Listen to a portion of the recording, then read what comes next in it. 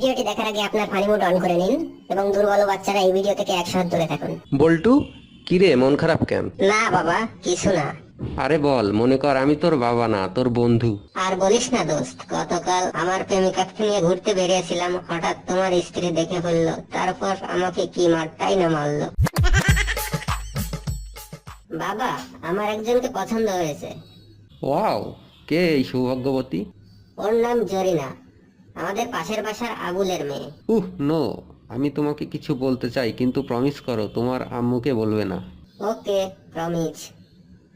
আম্মুকে কিছু বলবো না। আসলে জরিনা তো তোর বোন হয়।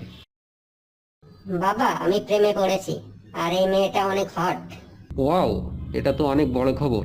তা কে সে? বাবা, ওর নাম সকিনা, আমাদের পাশের বাসার মুখলেস সাহেবের মেয়ে। নো, আবার? বেটা, ওই সখীরাও তোমার বোন লাগে। আম্মু এই পর্যন্ত 6টা মেয়েকে সিলেক্ট করেছে, কিন্তু বাবা বলেছে ওই 6জনই নাকি আমার বোন। শোন বাবা, মন খারাপ করিস না। তুই যে কোনো মেয়ের সাথে প্রেম কর, তোর বাবার কথা শুনবি না, ও তোর বাবাই নয়। বল্টু, 30টা পাত্রী তো দেখে ফেললি, কোনো মেয়েই তো তোর পছন্দ হলো না। তা তুই কেমন মেয়ে আশা করছিস? বাবা, আসলে আমি তো পিঙ্ক কালারের মেয়ে খুঁজছি। বাবা, আমি আর স্কুলে যাব না। কেন? লেখাপড়া করতে ভালো লাগে না?